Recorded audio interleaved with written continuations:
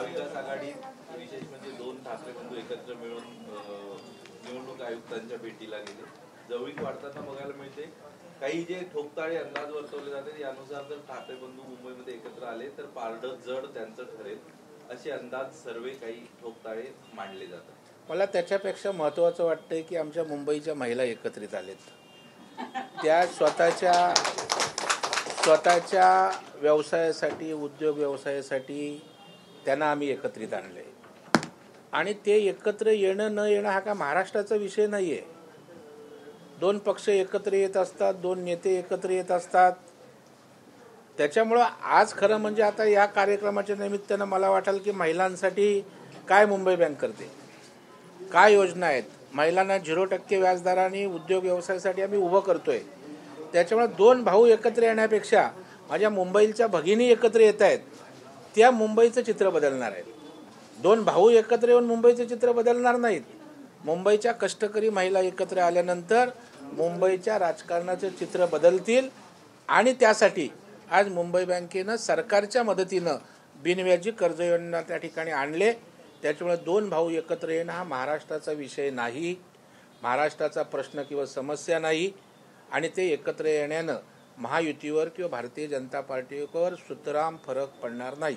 Sir 70 जागांचा फरक पडू शकतो दोन जर भाऊ एकत्र आले तर असा एक सर्वे सांगतोय आणि मनसेचे 2024च्या मतदान 30% अधिक मतं मिळालेले. 70 जागांवर फरक पडेल दोन भाऊ एकत्र आल्यावर, तर मुंबईत 7 लाख महिला एकत्र आल्यावर काय फरक पडेल. माझा तर विचार आहे दोन महिलांना नाही, मुंबईच्या 5 लाख महिलांना या ठिकाणी स्वावलंबी करायचं, त्यांना सक्षम करायचं, हा विचार आम्ही करतोय. त्याच्यामुळे तुम्ही दोन भावात गुरफटून राहिलात. आम्ही त्या ठिकाणी लाखो बहिणींचा विचार करतोय. हा फरक विचारधारेतला आहे. आम्हाला राजकारण आपल्या नेतृत्वासाठी नको आहे, आम्हाला राजकारण लोकांच्या भल्यासाठी करायचं आहे. जे मी माझ्या वाढदिवसानिमित्त जाऊन शेताच्या बांधावर शेतकऱ्यांना मदत केली. आज माझ्या मुंबईच्या महिलांना 0% व्याजदराने पैसे देऊन त्या कशा सबलीकरणाकडे जातील हा प्रयत्न करतोय. हे विषय महत्त्वाचे आहेत ना. महाराष्ट्रात खूप लोक एकत्र येतात, पुन्हा वेगळे होतात. त्याच्यामुळे त्यात काही वेगळं महाराष्ट्रात काय घडतंय पहिल्यांदाच असं तुमच्यासाठी मीडियात जे दिसतंय त्याचं मला आश्चर्य आहे.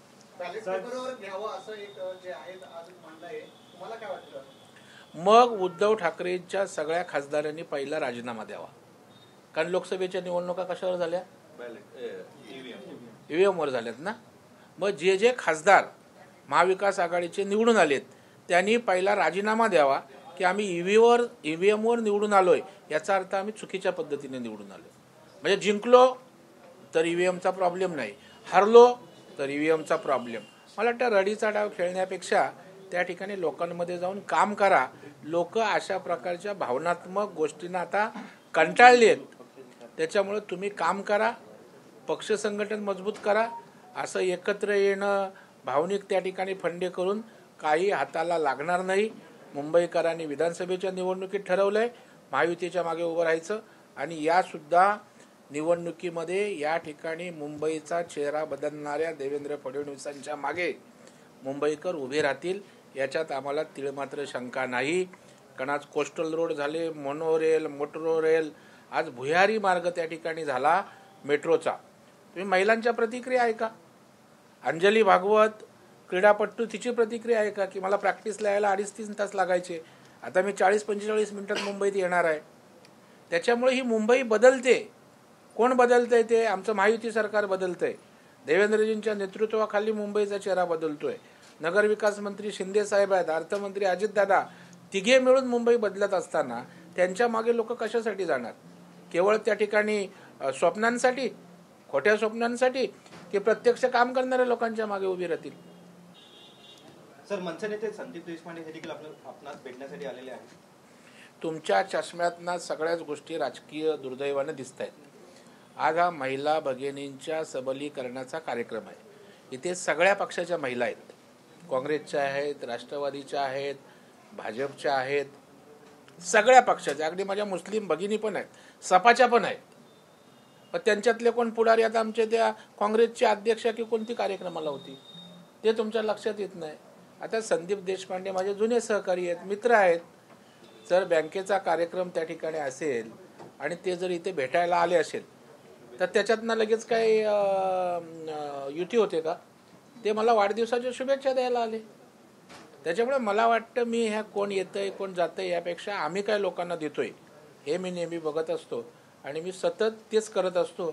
ते वाढदिवसानिमित्त केक कापण्यापेक्षा माझ्या महिला भगिनींना उभं कसं पायावर करता येईल हा माझा प्रयत्न या ठिकाणी आहे. सर, मुंबई बँकेच्या माध्यमातून ज्या प्रकारे तुम्ही महिलांना योजनेचा लाभ देताय त्या प्रकारे सरकार म्हणून तुम्ही महाराष्ट्रातील इतर महिलांसाठी काय प्लॅन बनवला?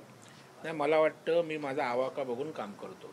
पहिलं जे आपल्या हातात आहे ते करावं, कारण पैसे कोण देणार?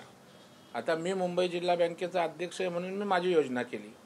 तो आदर्श घेऊन इतर जिल्हा बँकांनी करावं, राज्य सहकारी बँकेनं करावं. पहिलं पाऊल कुणीतरी टाकायचं असतं ते मी टाकलंय, परंतु 100% ते पाऊल राज्यभर पसरणार आहे. कारण मी हाऊसिंगचा विषय आणला, सेल्फ डेव्हलपमेंट. आज राज्याचं प्राधिकरण झालं. आज पुण्यात पण सेल्फ डेव्हलपमेंट होतंय, ठाण्यात होतंय. ठाणे जिल्हा बँकेने आमच्यासारखी पॉलिसी केली, राज्य बँकेने केली. सेल्फ डेव्हलपमेंट, मुंबईतलं सेल्फ डेव्हलपमेंट आज राज्यात गेलं. आणि आता हे लाडक्या बहिणींची बिनव्याजी कर्ज योजना सुद्धा 100% राज्यात जाईल. सगळ्या बँका मुंबई बँकेचं अवलोकन त्या ठिकाणी करतील. परंतु सुरुवात कुणी करायची असते? Charity begins from the home. स्वतःपासून सुरुवात केली पाहिजे. ती सुरुवात आम्ही केली. आता त्याचा वणवा सगळ्या महाराष्ट्रभर नक्कीच जाईल.